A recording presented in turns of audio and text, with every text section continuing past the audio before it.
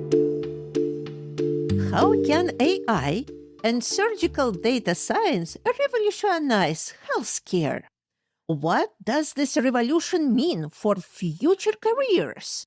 Oh, welcome to an inspiring episode of Neurocareers Doing the Impossible. I'm your host, Dr. Milena Korostenskaja, simply Dr. K, a Neurocareers coach and educator. In this episode, I'm joined by Dr. Daniel Donoho, pediatric and adult neurosurgeon at Children's National Hospital and George Washington University.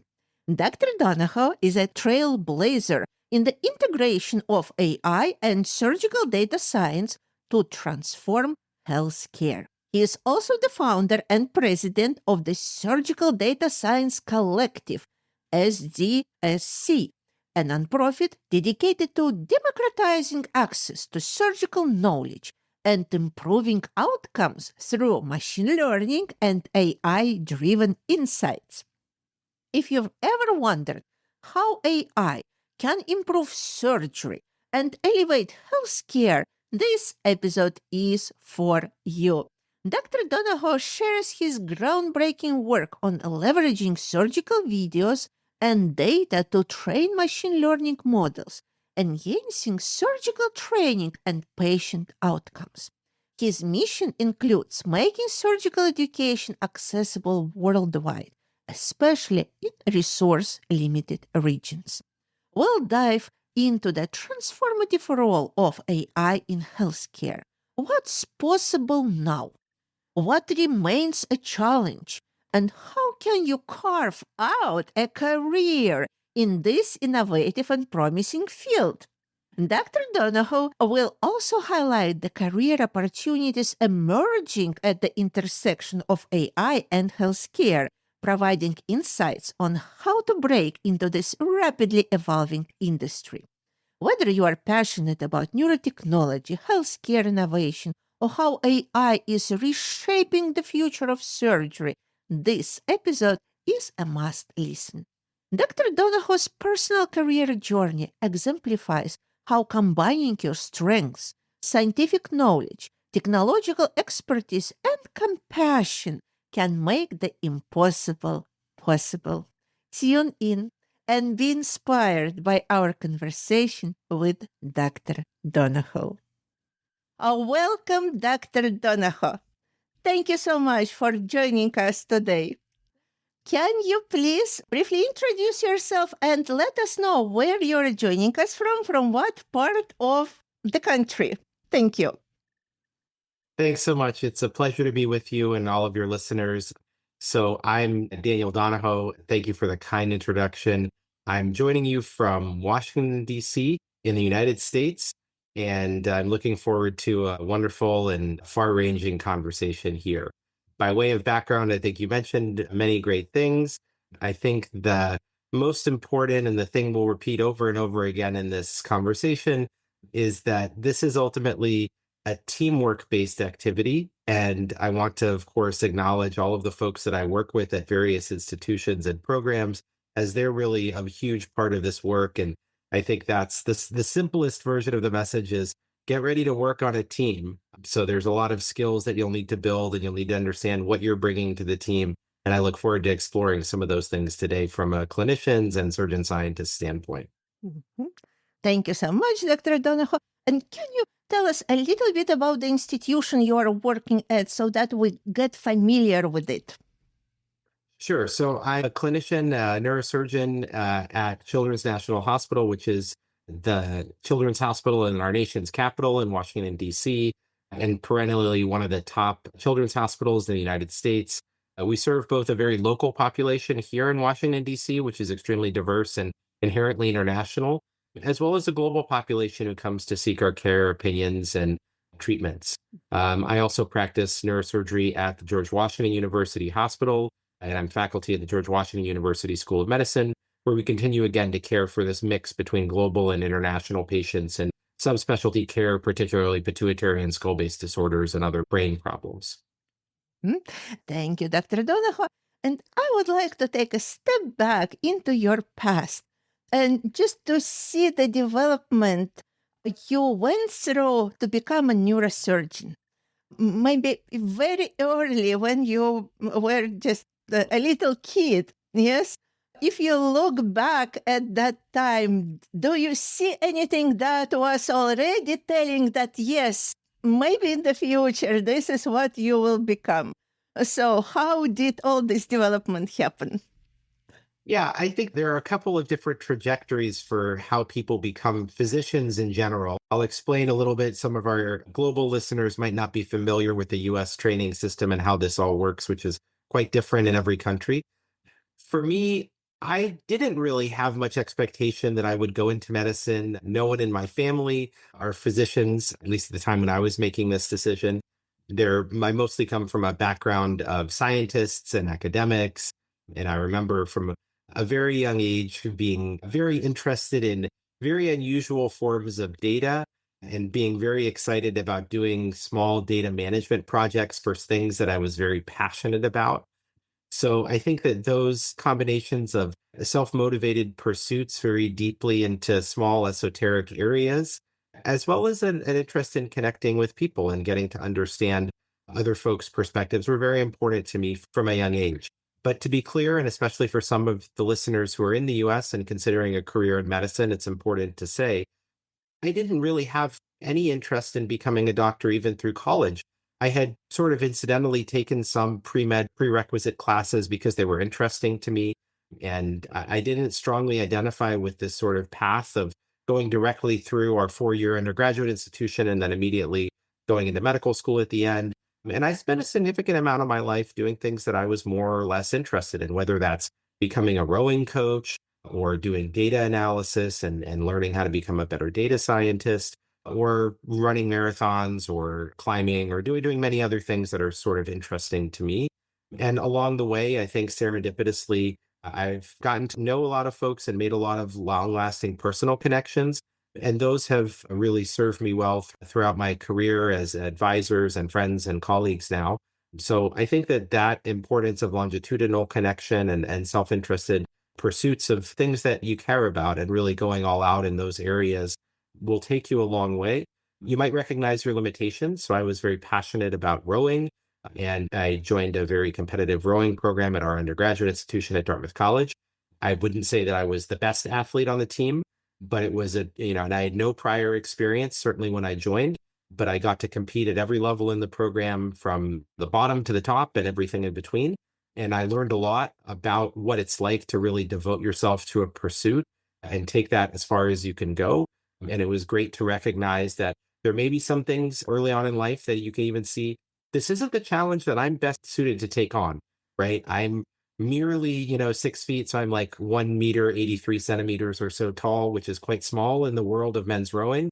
Most elite rowers are sort of about 2 meters, 6'6", 6'5" or so. And, I didn't really shy away from that. And there certainly are counterexamples, but you also learn that there's this thing called leverage. And this was the early lesson that I think I've carried throughout my life. And it's physical leverage in rowing. You're learning how to apply force across a lever to move a boat through hopefully a stationary object in water. But it's also a metaphorical concept of learning where you can be most effective and how to apply yourself. That's one of the first lessons in rowing that you learn is, everyone who's learning how to row will immediately start sort of grabbing at the thing with their little tiny arms and trying to do this sort of rowboat motion. And you learn, in fact, very, very quickly that it's tremendously inefficient. It feels like you're working very hard. And in fact, you are, and it can be quite tiring, but you're not moving the boat very far. And you learn over time how to use all of the skills and athletic abilities and endurance that you have to achieve a greater goal. And it's a team-oriented sport.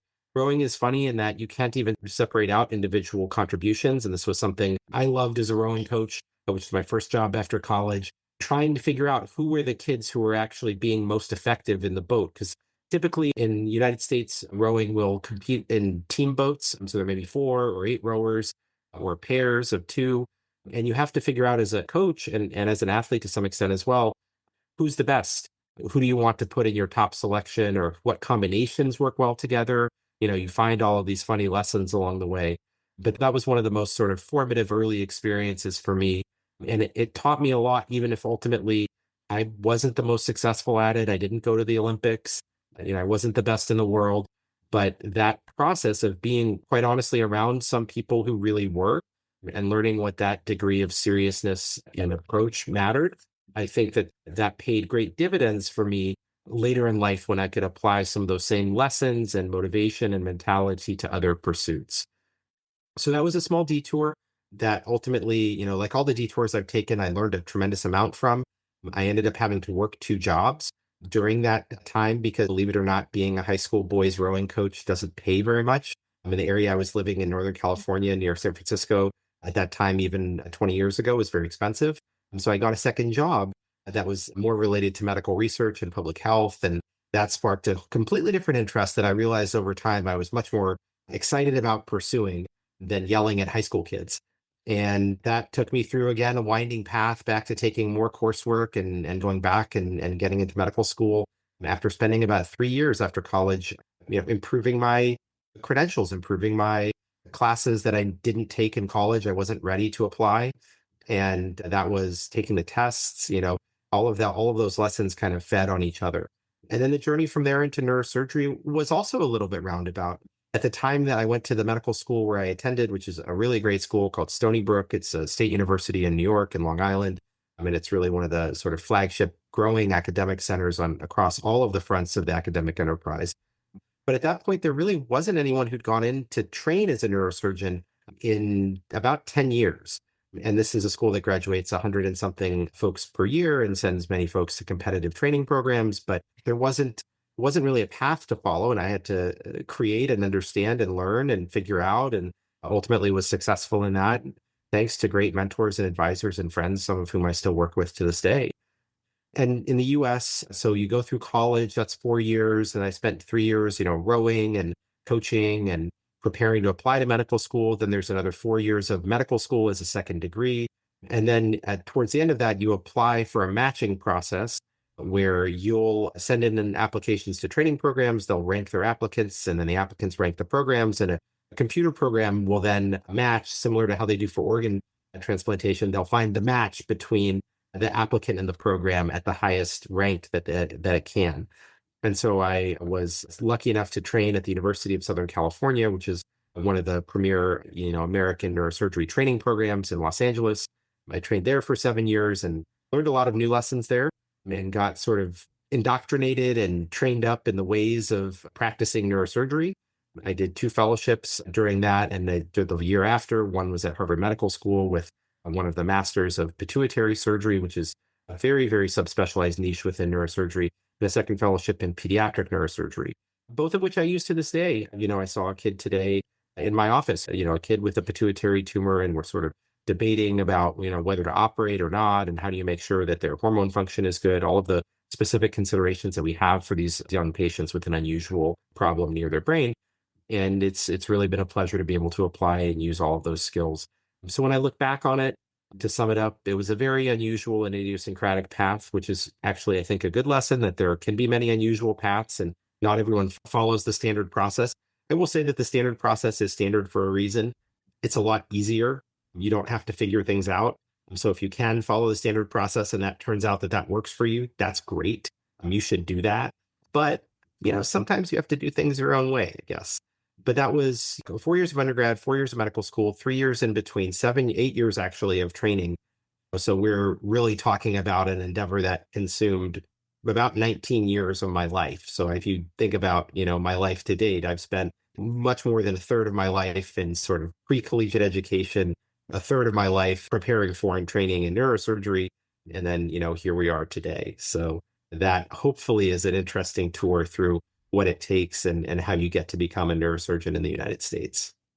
Yes, thank you for this tour. And I have a question that is relevant to this development into becoming a neurosurgeon. I worked for about 11 years as a head of functional brain mapping club in the hospital, and I primarily worked with the epilepsy surgery program. And of course, there were many students who would come, who would want to get some experience working with the functional brain mapping. And many of those students were thinking about career in neurosurgery.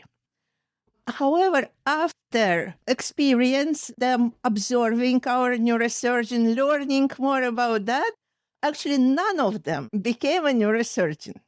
And there were different reasons. They were talking about time commitment, inability to spend time and to provide time, resources, and attention to their family, the early retirement age, the physical strength that is needed. So there were many different things that they were talking about. So my question to you is, what does it take to become a neurosurgeon, and what influenced your decision to actually become one? Because so many people in the process are choosing something different rather than becoming a neurosurgeon. Yeah, I wish there was some sort of 12-point plan that I followed. It really wasn't, that really is not the way that it was for me, if I'm being honest. I went through our medical school process, and then in our third year, we do these clinical rotations where you spend a few weeks learning a little tiny bit about every specialty. And to be honest, I loved everything. I mean, there are people who say, well, if you could do anything else besides neurosurgery, you should do that. I completely disagree with that. I love delivering babies and doing emergency medicine and talking to old people about blood pressure medicine. Like, I just found it all so fascinating, right? Every time you're talking to somebody, there's another wrinkle and another thing you can learn. And medicine is just vast. It's limited only by the frontier of what we know today and what disease as we can understand it. So I loved everything. The turning points for me were recognizing that I felt very satisfied from providing procedural based solutions to problems, and relatively less satisfied from providing, let's say, medical based, what it feels like to do medicine, right? Which is, you have a conversation, you take a decision, you maybe make a prescription, or you administer a medication. And then generally you kind of walk away and wait for a while, and then you see what has happened. I mean, the result could be good or it could be bad. But I loved the immediacy of surgery. And I just thought it was incredible. And I had no idea if I could do any of it, right? You don't really do much surgery as a student. Obviously, there are people who are trained and experienced who are doing the surgeries. But I had enough of an inkling from the small things that I could do that I was good enough at it. That wasn't going to be, a barrier for me. And, I had a glimpse of how hard those folks worked. And because of, as I mentioned, some of the things in my background and sort of a personality and traits, it didn't bother me. I never really stopped to think like, oh, this is going to be hard, or, oh, this is going to be easy. It was just like, what's the most exciting, most fascinating, most useful thing that I could think of that I could do with my career and my life? And let's go do that. And look, if you're not good at it, then that's no problem, right? I mean, I've been there before, right? I got to a certain level in another thing, and said, okay, I'm good at this, but I'm not going to be at the Olympic podium level, not even close, right? So find another thing, because that's not my job. And as it turned out, I was good at this. And I guess it's just, what are your values? And I value, curiosity and experience and satisfaction at a job well done really, really highly. And I don't really mind working really hard by objective human standards under relatively poor conditions for little pay in the face of personal stress and danger. It's never really bothered me. So I never really saw, and I think maybe even to this day, I'm still blind to some of those downsides of that could deter other people, because it's not a factor for me. So my advice is, I don't know that everyone should be like this. I don't know that I would necessarily recommend this to the median person listening to a podcast, but you could be, right? This could be you. And if you're sort of seeing yourself in some of this, man, there are just very few things that are like this. You could be an astronaut, you could be a test pilot. There's very few other occupations where you get the combined academic, intellectual, physical, spiritual, moral, ethical challenge of what we do. And, if you kind of need to be like maxed out up and to the right on all of those domains, then this is probably a good thing to think about. But it is an important question to ask yourself, like, do you need to be maxed out on all of these things in order to have personal satisfaction? There's another view that talks about balance and talks about priorities and talks about quality of life and not having to wake up at 2 in the morning because somebody's kid is dying, right? I hear that. Like that sort of intellectually makes sense to me. Like I understand that that could be a way that people feel. I just don't really mind the downsides. And I think that's probably the biggest thing that people see about neurosurgery are some of those downsides initially. And I think that's a good thing because I think that, to your example, it's a long road to go through only to find out at the end that you didn't really want to be doing this. And even worse, what if you're good at it and you don't want to do it? There's one thing of like, everyone's fear is like, what if I'm not good at this? And I'll tell you, that's not thing you should be afraid of because you're going to figure that out. And as unpleasant as it is, and I've seen this happen, like as unpleasant as this is for people to find out that they're not good at something and they need to go do something else, that's okay, right? And there are a lot of great careers that folks will go into. There's nothing wrong with that. So I think the best advice I can give to folks who are before the sort of the decision point is learn about it and see if the positive side of what we do is exciting. And if you need that level of engagement and fulfillment from your work. And if so, I'll tell you, there just aren't so many other things in life that can provide that amount of fulfillment. And then you'll learn about how you work all that other stuff around, this side of your life. Mhm. Yes, thank you. Thank you, Dr. Donoho. And not only you became a neurosurgeon, you became a pituitary neurosurgeon, which is a fairly narrow specialization. Can you explain why did this particular field interest you, and also what is like to be a pituitary neurosurgeon? What type of work you do? I'm sure that not all our listeners know what it is about. Yeah, well, it is one of the more common, especially in adults, one of the more common neurosurgical pathologies, diseases that neurosurgeons encounter and treat. So it's possible that some folks might have someone in their family who's had pituitary surgery or know of somebody. There are usually celebrity examples. There's a particular kind of pituitary disorder called acromegaly, which, if it manifests early in childhood, results in folks who are extremely tall. So there have been famous athletes like basketball players and others who have had this sort of gigantism where they are 7 foot, 7 foot 6 inches, nearly almost 2.5 meters tall, right? Like this is crazy stuff. What drew me into this is actually a complete accident. I had sent out my, resume, such as it was, to some jobs and doing research. And as it turned out, there just were jobs in endocrinology, which is the study of the body's hormone production. And the subunit that I found myself working in was in pituitary disorders in an area called neuroendocrine, which studies the interaction of the brain and the body and the chemical regulatory system of the entire body. And I just found this endlessly fascinating, especially at the research level where we were sort of doing experiments, often in disease and in humans, and seeing, if we change this parameter, what happens, right? If we give this medication, what happens? Can we build more bone? Can we build muscle? Can we treat psychiatric disorders? Can we understand the effects of these very difficult diseases? All that come from this little tiny part right below your brain that's about the size of a pea and sends all of this information out to your body that controls the most basic functions, fluid balance, whether you have enough energy to make it through the day. All of the basic human body functions are influenced by this tiny gland. And I just found that fascinating.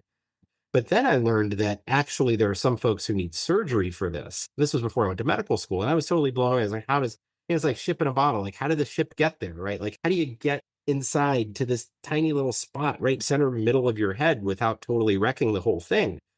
And, I learned about how we do that operation and saw some of them. And I just thought it was phenomenally interesting and looked very satisfying, right? Like these patients were generally happy after surgery. They had a problem, it was addressed, and they had significant improvements in their quality of life in many cases after surgery, which, to be honest, in neurosurgery isn't something to be taken for granted.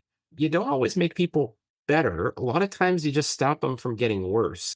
And given that they've already had neurologic insult or some sort of injury, that's not always a great place to be. But pituitary patients can be different. And that was really what motivated me. I think the daily life in this world involves a lot of collaboration.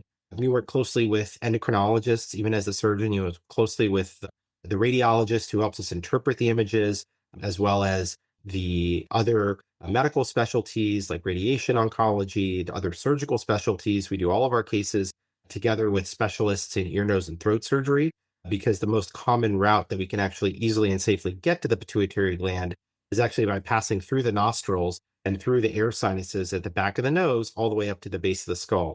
And that's how we can avoid making these big giant incisions in people's, taking off people's skull just to get to this little tiny area. Folks recover faster from surgery and even have better outcomes in many cases from that kind of approach, which we're happy to offer. So it's this very, again, you're going to see these same threads connected over and over again. It's very sort of satisfying work. There's good response. Initially it's teamwork. It's very particular skill set and long and detailed training process. And it's a data-driven endeavor, right? We're constantly trying to figure out what works and what doesn't work and who we should be operating on. And some cases where medicine might even be better than surgery. I think those are some of the things that really drew me in, and that still, are huge parts of my life as a neurosurgeon. And what was the most challenging part for you to become a neurosurgeon? I think the hardest part was actually figuring out how to go through the mechanics of the whole thing. Again, because I came from this background where nobody had done this thing in a long time. It's a very small field. There's only a couple hundred folks a year in the US, which is maybe 350 million people order of magnitude who train to be neurosurgeons. There are a few thousand practicing neurosurgeons in the US. So there are more professional baseball players in the US than there are neurosurgeons. In pediatric neurosurgery, it's even smaller. There are only about 300 or 400 of us. There are more college athletes where I went to college than there are pediatric neurosurgeons in the United States. And I didn't go to a very big college. The hardest part of the process was just at that time figuring out where I was supposed to go, what were the steps, who I was supposed to talk to, where I would want to train. And look, there's an academic piece too, of course. You have to do research and you have to, be successful on tests. And I think the fact that I really liked all of the clerkships in medicine that I was doing as a medical student really helped, because I had good grades on the clinical side of medical school. And that was important to being selected to train in neurosurgery. And I've just been good at taking tests, so that was just never really particularly hard for me. That certainly helped at that time. That was a big part of how we selected folks. So I think figuring out those mechanics was one of the hardest parts of the process. And I know that it can feel very daunting for even US medical students today, and even more daunting for folks who did medical school in other countries and want to train in the US, which is a more difficult process for sure. Thank you. Thank you, Dr. Donoho. And now my question is about AI. When did this interest develop for you? And what drew you to explore AI and its relevance to medicine? This actually came from stuff we were doing in surgery. So I was very interested in surgical education and training. And as a trainee, I was trying to get better and trying to work hard. And one of the funny things about surgery is we actually don't have great ways to practice. We call it the practice of medicine, but it's not supposed to be practice, right? Like, it's very real for the patients upon whom you are engaging in this endeavor. So we did have a laboratory where we could perform some basic surgical skills. And there were some exercises that you could go through in the laboratory. And my mentor had developed and really operationalized this particular kind of simulator that allowed us to very, very vividly mimic an intraoperative catastrophe that occurred during pituitary surgery so that surgeons could learn how to manage it. So we ran these training exercises. We trained hundreds of surgeons throughout the US at courses and so on and so forth. And that was a big part of a lot of stuff that I did over a few years. What then was interesting was being a little bit nerdy about the process of data collection. We saved all of these videos of surgeons performing this task. I mean, this was sort of in the mid 2010s. Maybe we started in 2014 or 2015 or something. It wasn't clear that we had really good tools to understand what was going on in these videos at that point, but it was very clear that the world was going in that direction. So as the tools got better, we started to be able to extract relevant features from these videos, like the presence and motion of instruments, presence of various anatomic features, the quality of a performance, what a surgeon was attempting to do at any moment. And we could develop some early algorithms that could help us predict who needed more training and who would do well and who would do badly. And we found out some interesting things, right? So You might expect that more senior, more experienced surgeons would do better than more junior surgeons. And that is narrowly speaking true. But I'll say this, once you've watched someone operate, it does not matter anymore how senior they are, how experienced they are, or how many times they've done a particular thing. You know everything you need to know about how well someone's going to perform by actually watching them do a very small amount of an operation. It could only be an order of minutes. And that was sort of eye-opening for me to see, like, there's just a very big difference in the performance of surgery, both within, but especially between surgeons. And there might be in most fields about a tenfold difference between the top and bottom quartiles of surgical process performance in the ways that we can measure its relationship with outcomes. So the really good outcomes are concentrated in a small number of surgeons. And most surgeries are performed by, not those top performers. So that then sort of formulates this interesting type of problem where there's a vast need for surgery in the world. There are probably about 150 million operations every year globally that we need to perform, but we can't because we don't have enough access to surgical care. And most people on earth can't get to surgery. It's about, only about a third of the world has even potential to access safe surgery. So we have this really significant imperative that we're facing as a field. And was sort of dawning on me as, we need hundreds of millions of surgical procedures. So maybe tens, hundreds of thousands or a million new surgeons to address this need. And that's not going to happen. And we simultaneously have to solve this quality problem, where we have these massive disparities. So doing things the way we've always done them, it's not going to address it. That's where I think the interest in methods that can better understand surgery and that can better assess surgical performance, its quality, its relationship to outcomes, and that can also help improve surgeons more quickly than traditional training, which is pretty limited, right? You have to be standing in an operating room next to someone. You watch them operate, they watch you operate, they maybe give you some feedback. You watch them and you hope you're seeing the right things. It's difficult to imagine that that process can address the global need. When I started trying to do this training, right, and seeing how hard it was to physically scale, to train 300 surgeons in a 15-minute thing over like 3 years, right, took like everything we could do. And plainly, it might be the only such training of any kind in any task that these surgeons get that whole year. It's like, this is not upscaling this thing where we run around the country and train surgeons one-on-one, face-to-face.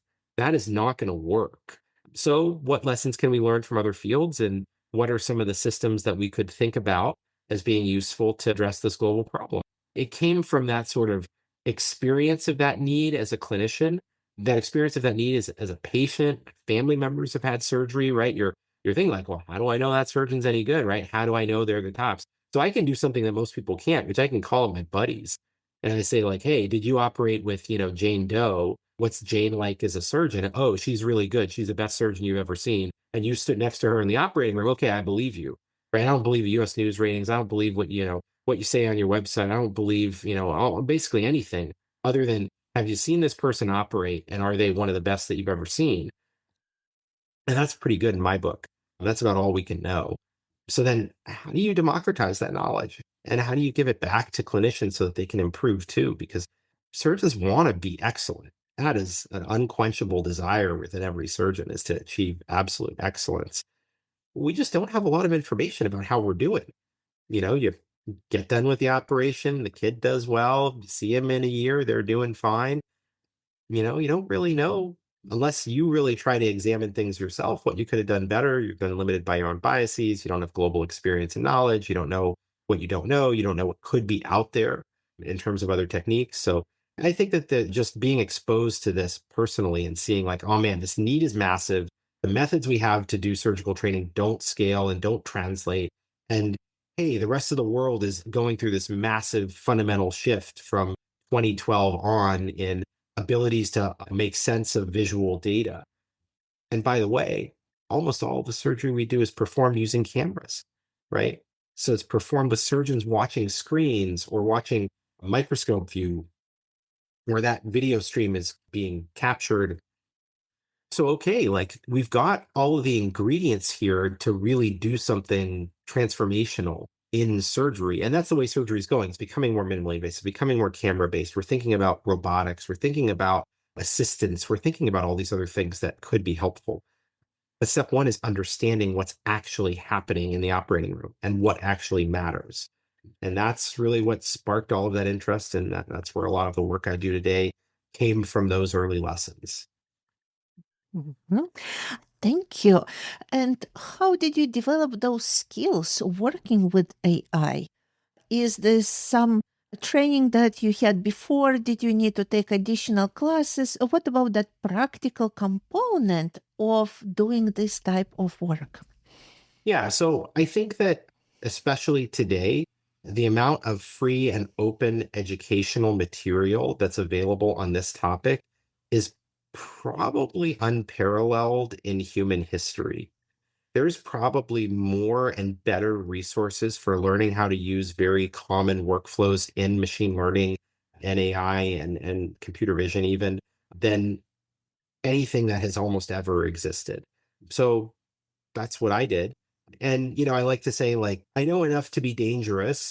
I also know that I have significant limitations in this, right? I thought about a lot of other training pathways. I didn't go back to go do a PhD in computer science because of the opportunity cost and modest additional leverage I think that that would provide given where I was in my career when all of this started happening.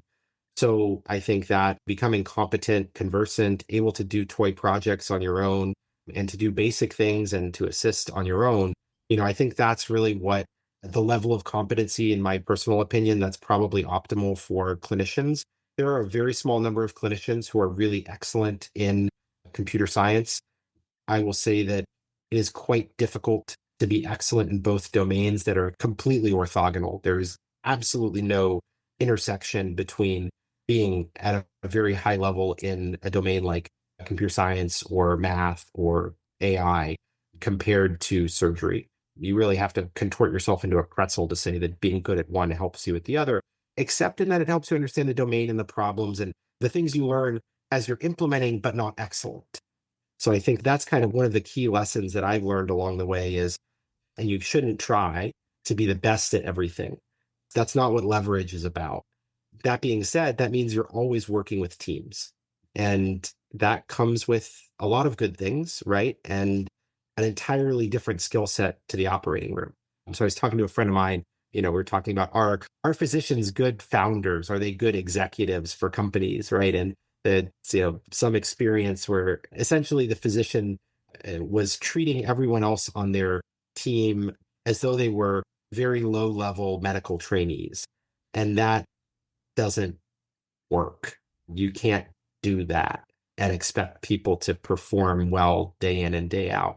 The ways that we work within these domains don't translate to the social cultural patterns of other domains. So, I think it's learning about how to lead that team, how to provide the useful insights, and how to help them think through problems from your own perspective, and how to be a good communicator, and ultimately how to find fundable projects. I think those are the skills that really are in very short supply. I think that those are the main things that, to be honest, that I focus on today, much more so than writing code or trying to find some new computer science innovation. Again, that's not where I'm putting a lot of units of work, and that's not where I'm going to have the greatest leverage that I think I can have from my position right now. And you, together with your team, published a series of very important articles that are talking about this merging AI and surgical care. Can you guide us through some of them and maybe talk a little bit more, especially about that study that talks about the taking videos and looking at the trajectory of the movement during the surgery versus looking at the status of the surgeon. Yes, his experience as a surgeon. Yes, so what matters most and what is linked to actual better outcomes in a surgery. So can you provide some examples that are really showing the power of using AI in surgical care?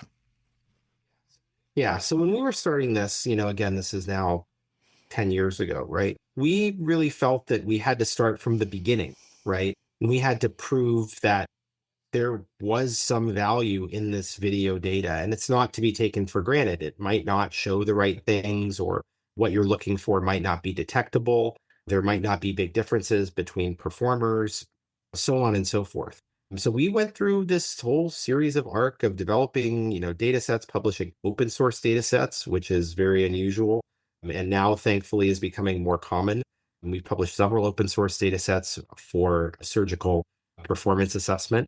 So we went through that arc. And then once we were able to reliably extract things like instrument position and convert that into kinematic data, that's really where 6 or 7 years ago, where some of that, initial data started to show us that the things that we might think mattered in determining who's a good surgeon, the things that are available to us to know really aren't the right things to look at.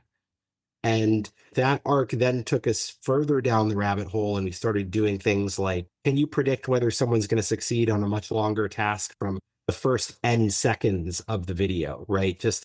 And that's a funny project because that really all came about. It wasn't the way it was designed, but we had such a hard time getting human surgeons to provide us ratings of videos. And this is something that I've struggled to optimize for so long. How do you get this information out of the heads of experts is just such a challenge. You got to cut this part of the loop out because it's so difficult. We were talking about this for 7 projects today, and this is one of the key bottlenecks. So this is the excitement around certain things like foundation models and video today. Can we get some of these tasks out of the hands of experts reliably? So we had this project where we could only get the experts to watch 60 seconds of video because they were so time starved. That's all we could get from them. So we showed a very, very simple supervised machine learning model, just the 60 seconds of video. And it was at 1 frame per second, right? So we downsampled this heavily. So it's just these 60 frames and said, do you think that this surgeon's going to succeed or fail based on what you see so far? And we were able to match human expert performance from just those data and to exceed human performance in one key area. So this is where human bias is really obvious. So at the end of every surgery, the surgeon is always asked, how much blood did you lose during the operation? Because it's an important piece of information. We need to record it. We need to decide if we need to transfuse the patient. And there's no objective measure. You might think that there could be some device in the operating room that would just know this information. But the answer is, even in 2025, there is no such device. So you ask the surgeon, and you might imagine that as the person who might have been involved in losing the blood, we might tend to have a reporting type bias about what we say versus what could be objectively measured. So in this particular simulator, which was a physical simulator, it had physical blood loss. It was a closed loop system. So we knew exactly how much blood had bled from that patient. And we could measure it down to the milliliter, right? So we did. It turns out that it is much easier to train a system if you have the objective ground truth data and a bunch of visual data. Your prediction algorithm will be substantially better than the best human experts in the world because those human experts have been systematically trained to underestimate the amount of blood, underreport the amount of blood they lose. Even when they're watching somebody else's videos, the effect still remains. Even when it's not them, they just think that a tablespoon and they call it a teaspoon, right?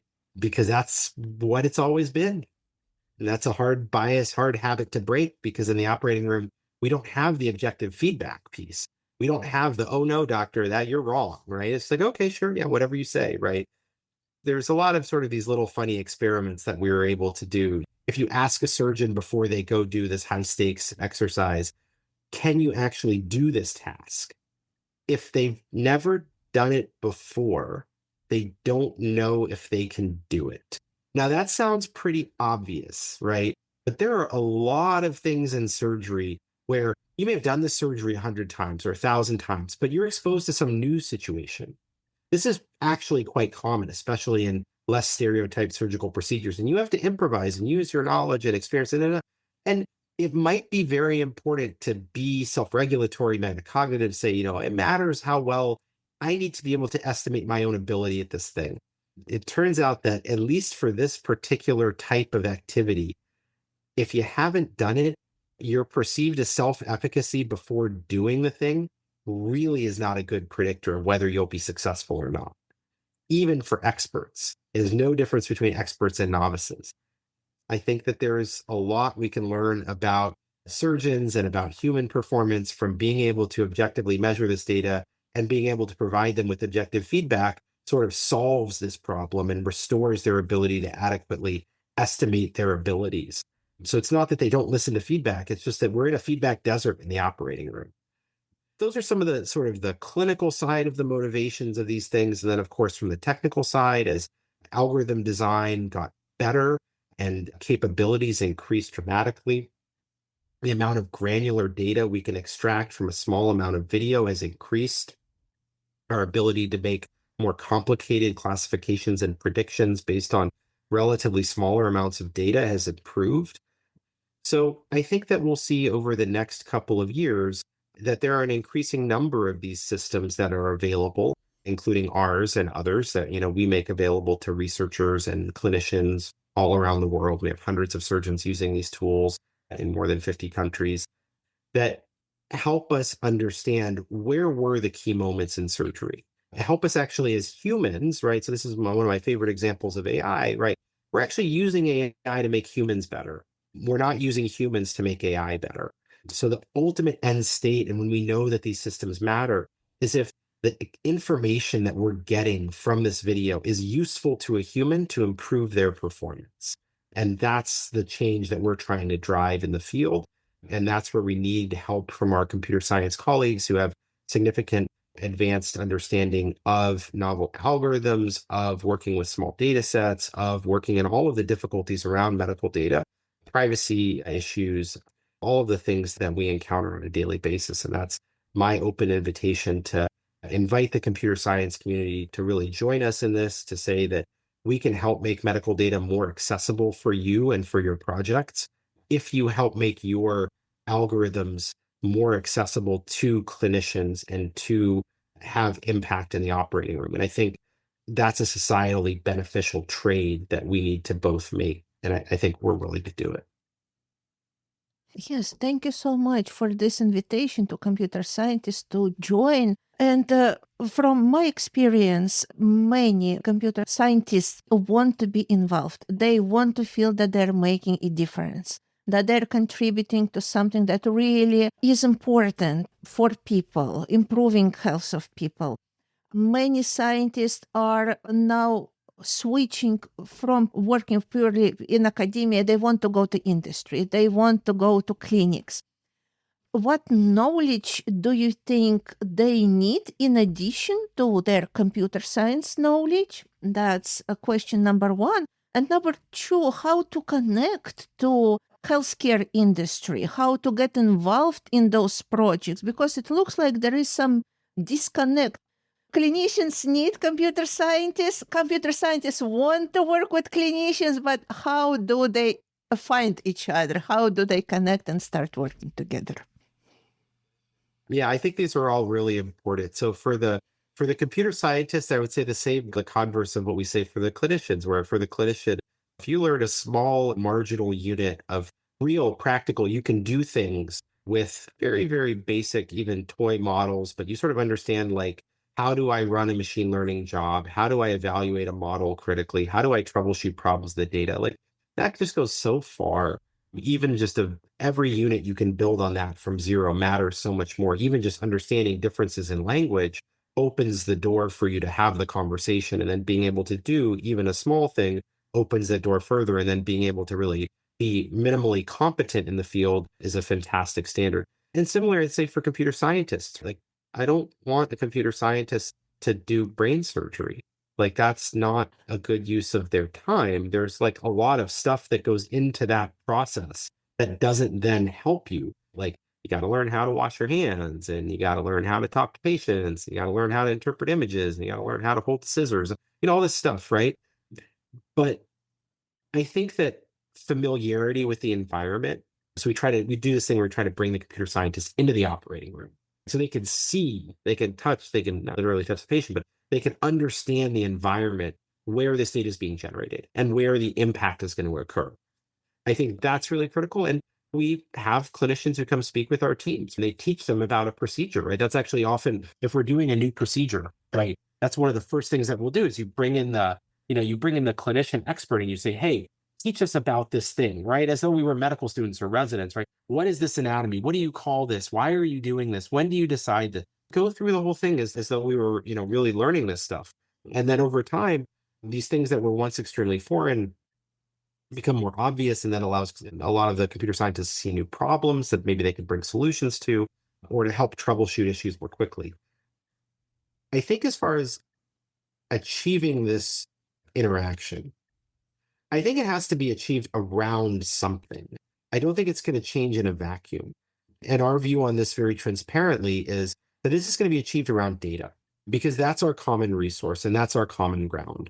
From the medical side, clinician side, whether we're talking about video, waveform, images, time series data, tabular data, whatever it is, right? Like that is the thing that you know. You understand those lab values. You understand that CT scan. You understand that blood pressure reading. You were part of that process. And similar as computer scientists, you understand that data through a very different lens. But that's where the two are going to meet up, and that's where the activity actually occurs. So the real question is, how do we create frameworks where you can bring in both sides together around a common data resource? I mean, that's sort of where a lot of the thinking for SDSC comes along, the Surgical Data Science Collective. So we are essentially that hub. We have hundreds of clinicians who use this platform and software. We have about 35 clinically oriented research teams that are currently involved with us and doing both data science and sort of applications related work. And we have our first cohort of external computer science researchers, including those who applied for NIH grants and other grant funding, supported by the infrastructure and team that we have from the computer science side. We're, now at the point where we can bring these two groups together and serve both as a matchmaking function of, oh, hey, you want to work on this problem, right? Here's a team that's really good at working on this kind of a problem. And here's the infrastructure that allows you to cooperate and work together. And then ultimately, and most importantly, that same infrastructure is how you're going to deploy that solution back to other clinicians all over the world. Because the reality, we talk about industry and these kinds of things, is a lot of the most impactful applications you can think of this kind of technology are really bad businesses.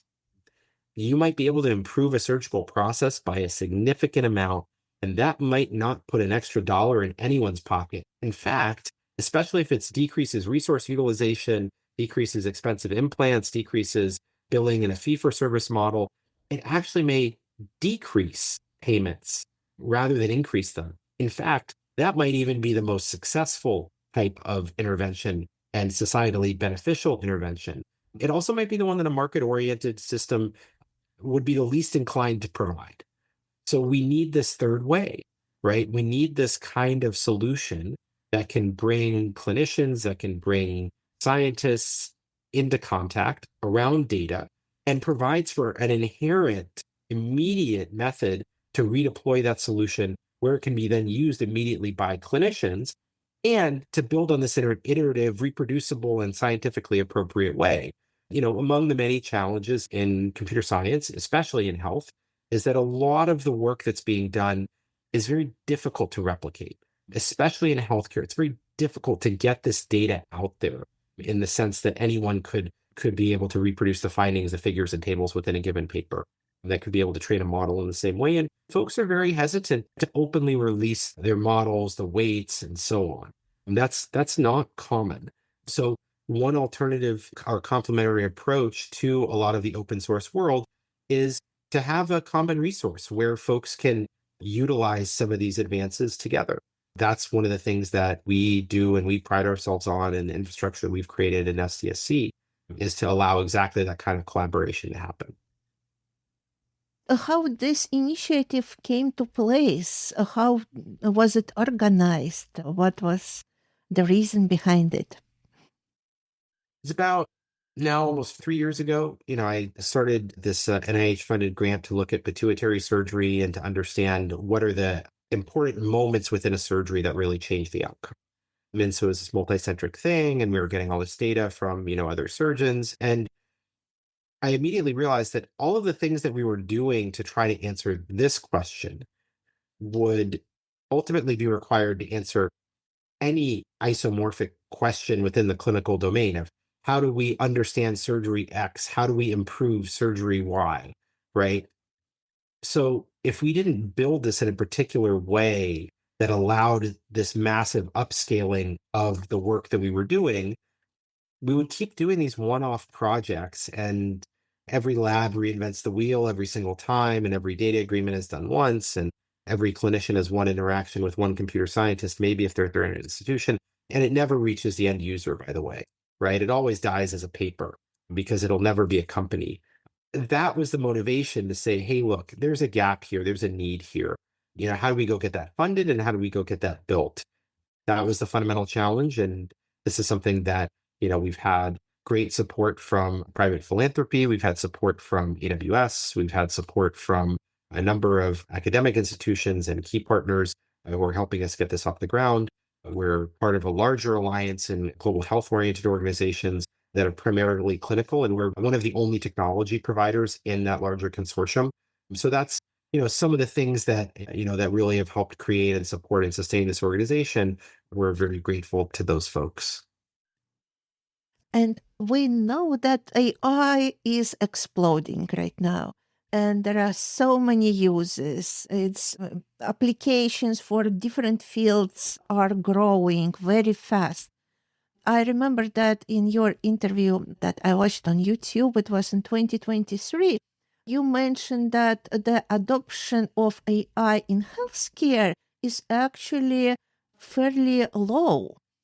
Can you comment on that? What is going on? Do you see any changes that happened during this year? And if still there are any challenges with the adoption of AI, what are those challenges? So adoption in healthcare is still dramatically lags almost any other field. So there's a couple of principal reasons for that. The first is it is a somewhat idiosyncratic and distorted marketplace. You can have good ideas that improve a business, but still don't meet the market reality of how healthcare is actually financed today, even if it makes an individual business more successful, which wouldn't occur in any other industry. And those are because of distortions that are unique to healthcare. There are not only unique privacy and security concerns that maybe actually aren't so unique, right? Finance has to deal with this. There are many other regulated industries. But there's a performance concern and a liability concern that is very sort of spiritual, cultural, and I think based on a fundamental lack of understanding of the level of human performance that we expect. So oftentimes AI is benchmarked against some imaginary perfection. I mean, I'll be the first person to tell you that even as a neurosurgeon, right, that human beings in medicine are imperfect. We all make mistakes. We all have oversights. We all have, in fact, quite predictable types of human errors. And so does AI. But AI makes different mistakes. And I think this is a fundamental thing that we have to come to terms with in healthcare. We really have to understand, where are we happier with human mistakes and where are we happier with AI mistakes? And how do we use one to mitigate the other and use one to improve the other? That's where, I think a lot of the alarmism happens. Another reason for lower adoption in healthcare, aside from those, is the availability of data. And this is something that we principally solve for in SDSC. The availability of health data is very low. It's very expensive, even when it can be priced, if it can be priced, if it can be transacted. And I'll note that there's promising initiative from ARPA-H, which is the Federal Advanced Research Projects Agency that's looking at healthcare and is developing a program that they're currently calling Index, which is a medical imaging data marketplace that is going to hopefully improve the ability to transact health data. It still needs a lot of work, even after implementation on the regulatory side and on the oversight side, that will be quite difficult, but very necessary. But the lack of availability of broad health data really prevents the development of AI. Why are we really good at identifying images? Well, there's a massively available image data set for the last, more than almost 15 years. And we got to superhuman performance really quickly, more than 10 years ago, because that massive data set was available. And things that work like that can be trained on that data are very good. Unfortunately, a lot of biomedical images don't look like that. Fortunately, radiology has led the way by publishing a lot of open data. There's more open data published in radiology and more available private data in radiology than any other domain. And that's why you have more than 700 FDA cleared software as a medical device AI products. Out of this, something like last I looked, it was 900 or maybe 1,000 total. So almost all of the innovation is occurring in radiology. A small amount is occurring in cardiology. A large amount is occurring in operations and back office functions and administration and this and that. But as far as other domains in medicine, those are really significant challenges. And as a result, there's sort of a persona of healthcare users that aren't necessarily early adopters of technology. We still use pagers in my hospital. We still use fax machines on a daily basis. And there are a few other industries that are highly security conscious that may use some of these technologies. But I think we can recognize that most of the world has accepted that there are trade-offs, and that given the trade-offs, these might not be the right technologies to use anymore. Similarly, in healthcare, we need to have a conversation about what are our trade-offs going to be and how do we understand those, and not to ignore the AI innovation and not to say, I don't think this is right for us because we'll never change. So I think those are some of the factors that are limiting AI adoption. I think it still is really limited, but I think that it is possible to overcome those, and that's quite literally what we seek to do. Can you provide several examples of AI software that is currently already being used in radiology, and what are the positive sides of that, and what are still considered the downsides of those software? Yeah. So I'll give a couple of examples, and just to talk about publicly available information here. There's an FDA cleared device that's called Swoop. It's made by a company called Hyperfine. This is a very, very, very small, very, very portable, very low field strength MRI scanner.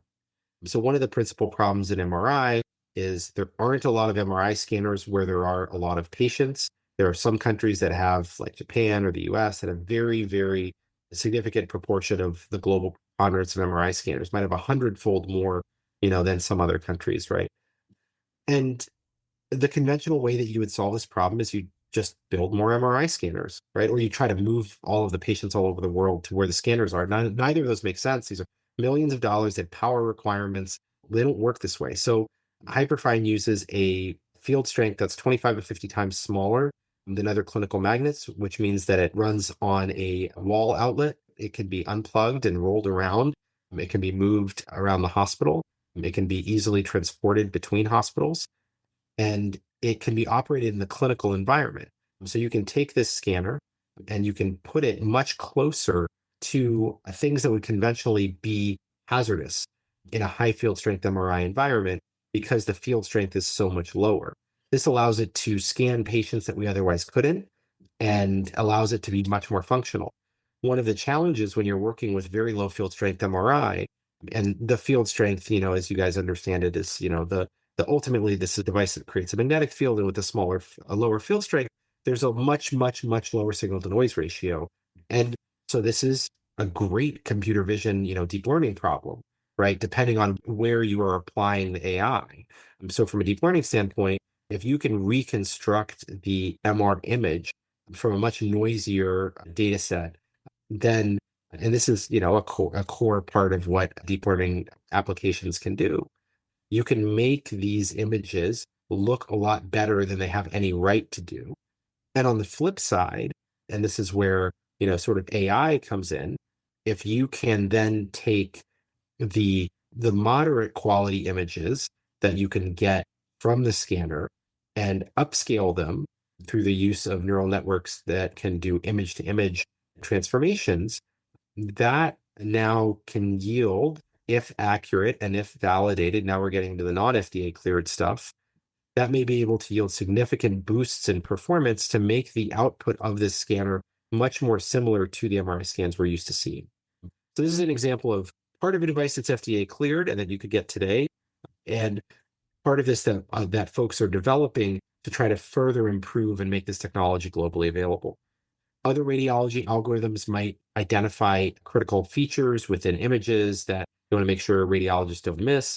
Digital pathology slides are another example. So using AI to look at whole slide images and to identify areas of the image that might be tumor or might be a particular type of tumor, or to predict the type of genetics that a tumor might have based on its radiographic appearance and also how it looks on a pathology slide. So we can start treatment potentially in the future for some of these diseases much earlier and in a much more targeted fashion. Those are all of the things that exist today. And they have one thing in common, right? They're all in radiology and pathology because that's where the data is and has been and can be. And we think that if we can change that in surgery, bring our field up to that level, we could see a lot of improvement. What is still missing to bring the field of AI to neurosurgery to achieve similar levels as in radiology? I think that the availability of metadata associated with images is really important. And it's not simple metadata. So the beauty of radiology and pathology is all of these image stacks or images come with text, right? They come with a report that is the truth, right? A radiologist has read this image. They're giving you their interpretation. So every one of those pathologists interpreted this, and then here's it. They all come as image text pairs, right? So it's a completely different type of problem. Whereas a lot of surgical data doesn't come with that type of pairing. You may have to create that. You may have to combine it for yourself. You may have to package it and provide it for yourself. That's what we need to get better at doing in order to spark innovation in our field. And I think part of that is we have to show the potential value in our field. So those are the things that we're sort of missing on the data layer. On the sort of sociocultural layer, I think we have to understand that surgery is a process that can be improved. And most people know this. Not many people like talking about it. But once we acknowledge that there is a lot of performance improvement that we could get, that we could see in surgery, I think the value on processes that can improve human performance, will be a lot higher. So I think those are some of the things that we like to look for from other fields that might help encourage and accelerate the use of AI in surgery. And one more question that people are asking again and again. I think there is no end, at least for now, for people asking this question, will AI replace people, the same radiologists, yes, reading images? So what about this replacement of AI in healthcare, maybe specifically in, radiology, neurosurgery, fields like that? Yeah, I understand where people are coming from. I think that is actually a lot less plausible than you might think. There may be a difference, a shifting in what jobs entail, right? And this is not the first time we've seen this. You would say, oh, well, so I'll give you an example in neurosurgery.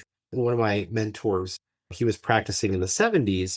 One of the most common procedures that you would do, and probably the single most common procedure in neurosurgery, was something called a carotid angiogram. This is before we had CT scan. This is before we had MRI. All you had were plain x-rays. So what you would do in order to figure out what was going on in the brain, right? You didn't have ultrasound, none of that stuff. You would go up to the patient, go up to their neck right here.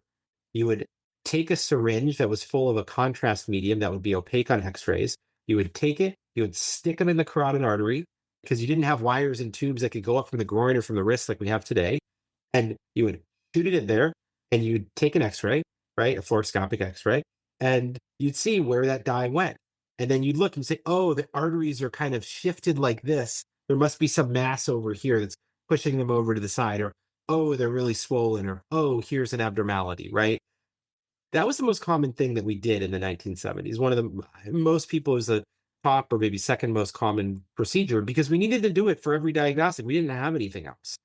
So if you're saying that, well, now you have this CT scan, we're not going to do carotid artery sticks, there's not going to be neurosurgery anymore. It's like, wait a minute, no, that actually created neurosurgery.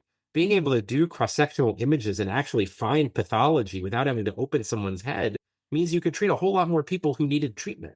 But we didn't find out about it for many, many months or years until they had symptoms. And then we had to go crawling through their brain to find the problem and change the kinds of surgeries that we could do. We could do minimally invasive surgery because we knew exactly where we were going. We could be guided by the images instead of by a very vague clinical history and saying, oh, well, it's got to be on the right side of the brain and think it's probably over here, but we don't really know. So let's just go check all the places. And so this is not the first time that we've seen technological disruption in medicine.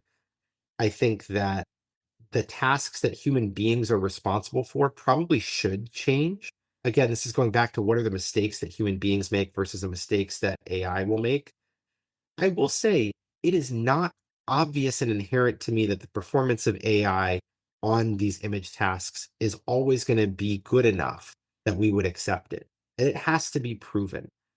And that it's always going to be good enough at the kinds of the standard that we hold radiologists to, being able to identify rare one in a million problems on one image because you saw something 20 years ago and not, misclassifying it.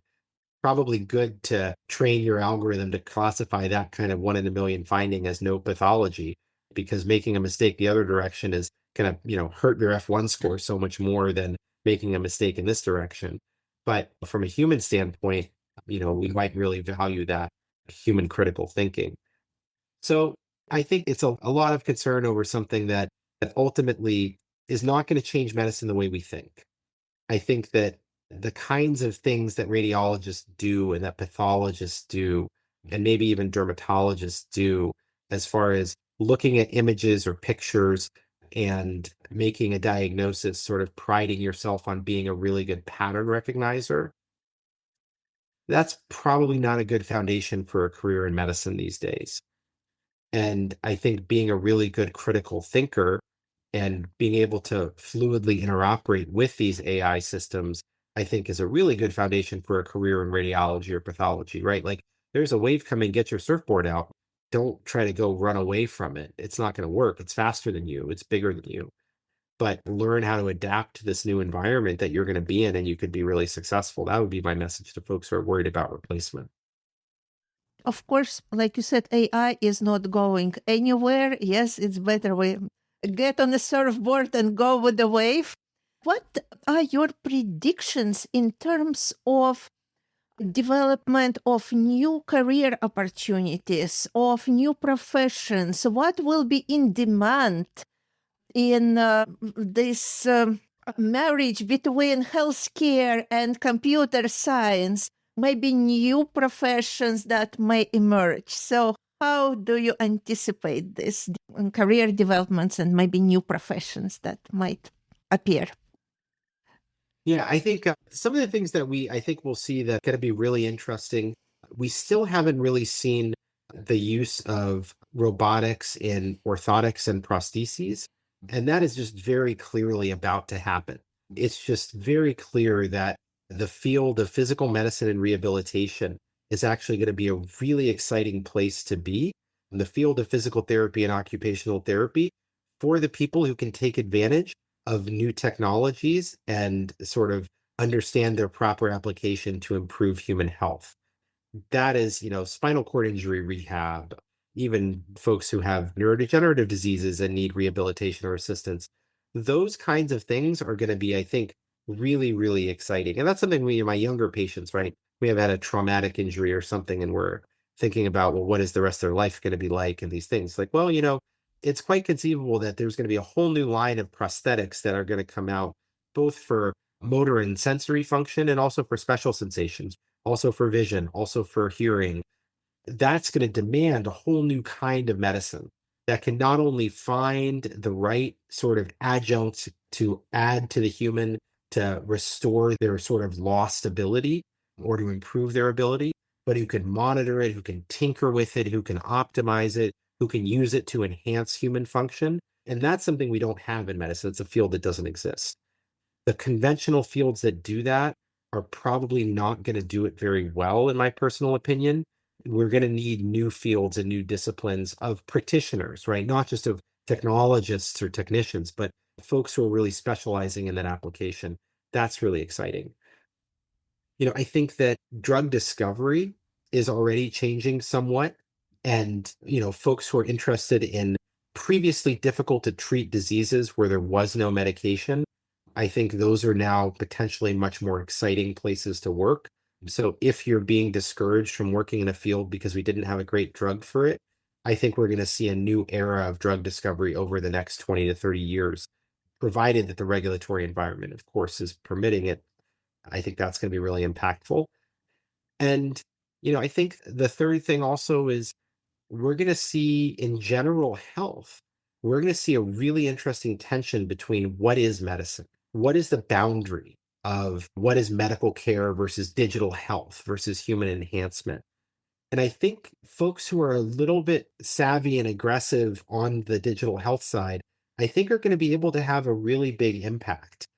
Again, not in treating disease as we currently understand it, but in doing something that modern medicine does really badly, if at all, which is improving human health. For example, we've seen a new generation of weight loss drugs, and that's conventionally thought of as something that treats a disease, but not well considered as something that improves human health. I think that we will start to see more and more medical therapies, behavioral therapies, cognitive therapies. This is the other area that's really interesting, is this area of digital medicine. I mean, there's some really exciting companies that are providing interventions, even through things like games, that may be able to address mental health issues and physical health issues. Things that were conventionally thought of as, you need to take a pill for that. But it could be that there's a digital intervention that could function to actually address the root of that disease, even if it's something like high blood pressure or a psychiatric disease like post-traumatic stress disorder, anxiety disorder, those kinds of things. Maybe you could be prescribed a game for that. What do you call the doctor who does that? Are they a psychiatrist? Are they a psychologist who does cognitive behavioral therapy? Are they a psychiatrist who prescribes medications? It doesn't sound like it. It sounds like that we're going to need is some new thing that does that. And I think we're going to see at the edges of these interactions with medicine, with health, disease, and technology, these interesting new wrinkles that are being brought about. Again, not to replace doctors, but to broaden the aperture of how we view health and technology. And we're almost at the end of our podcast, but I still wanted to ask you just few words, if you can say, about the events that are bringing together clinicians, computer scientists, and you gave a talk at AI2M 2024 conference. Just few words about that, and maybe we can encourage people to participate in this type of conference in the future. Yeah. Well, first of all, thanks to my friend and colleague Filippo Filicori for organizing this wonderful meeting. It was in Bologna, and it was a lot of fun. I love Bologna. It's the second occasion I've had to go there. It's home of the oldest university in continuous operation, and it's just a beautiful area. And I think that there are more of these events. We've organized them. I think the event that we're doing this year is a little bit smaller, a little bit more focused on implementation. So it's not going to be as big and open as, the event that I had organized a couple of years ago, because we're trying to actually drive some real progress and change here. But we're starting to see this more and more at almost every meeting that I go to for clinicians, for neurosurgeons, right? There's an AI track. There's a section of this, and a lot of these things that, we have organized or we've inspired or we've helped design, but this is coming. What we don't yet see, and because it's small, there's one very good counterexample. We don't yet see the health track really taking off as much at the computer science conferences. I mean, that's because there's a lot of competition for these things. The counterexamples are things like MICI. MICI Society has, really been a phenomenal example of how you can develop interesting computer science applications. They added a clinical track called ClinicEye that I think has been very well attended. And I think that we're starting to see more and more of this kind of interaction of these hybrid meetings.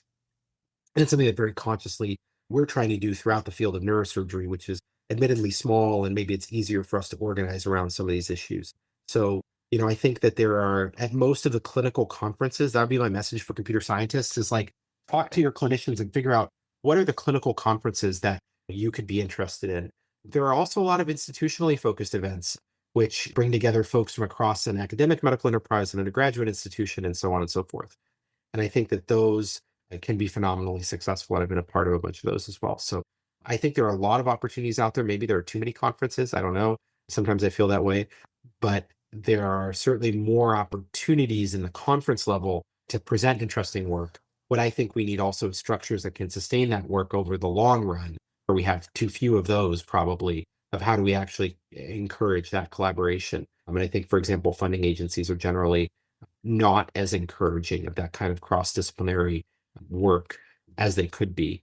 So, I think we'll see some interesting and exciting changes in that area in the years to come as well.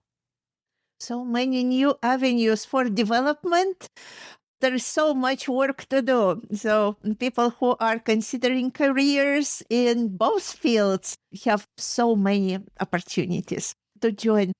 My last question is there anything that maybe I didn't ask you, but you wanted to share with our listeners before we end the podcast? No, I think this was a really great conversation. I'm very grateful to you. I have enjoyed it very much. I hope it is interesting to you. And I think that the other thing we should say is, where can you find out more about us? So as far as the work that we do in the Surgical Data Science Collective, you can find that at surgicalvideo.io. You can find me on the internet in various places in LinkedIn. The stuff that I've done is on YouTube. We are active still on both Twitter or whatever we call it these days and Blue Sky. And we look forward to hearing about other ideas for collaboration. We really welcome both computer scientists, especially folks in computer vision, but even not, who are interested in working in health. And we look forward to working and designing collaborations around that area. We can help you get clinical partners. We can help you get data. We can help you get clinical impact from research results. And actually translate those back into solutions that can be brought into clinical practice and inform and improve human health. I think it's important also to thank a lot of the partners that we work with through this. So in addition to financial support, we work with other global health agencies. So partners like Neurokids, which is a phenomenal organization that is addressing a devastating pediatric neurologic disease called hydrocephalus that is present in more than 400,000 kids on Earth and generally needs surgery. Neurokids is actively training the surgeons to address that. Partners like AllSafe, who are a collaborative of researchers who are developing tools to train surgeons in minimally invasive surgery, particularly laparoscopic surgery for ectopic pregnancy, but many other things as well. It's been a pleasure to work with and support them, as well as many other organizations that we work with through our various collaborations. So those are the partnerships and the kinds of things that I think folks can be a part of if they're interested in. And I'd welcome you to check us out. And we look forward to hearing from you. Thank you so much, Dr. Donoho. And for our listeners, we will add all this information, how to connect with you and how to learn more about what you do in our podcast notes. So all this information will be available. Thank you again for all the insights. Very inspirational conversation. And of course, I wish you all success in your work, and we'll be looking forward to the new developments from you, your team. And I hope that we will meet with each other maybe in a few years and see what progress happened in the field and what's new you have to share with our listeners. So thank you. Yeah, I'm looking forward to it. Thanks again for being able to meet with your audience and share our story. And we look forward to connecting with you all. Thank you. Dear Neurocareers podcast listeners, thank you for joining me and my incredible guests on this exciting journey into careers in neuroscience and neurotechnologies. I hope you've been inspired by the stories of those turning groundbreaking ideas into impactful realities. If you are looking for more guidance on advancing your neurocareer, book a free consultation with me, Dr. K, your podcast host and neurocareers coach at the Institute of Neuroapproaches, the only career service dedicated specifically to the needs of professionals in neurotech.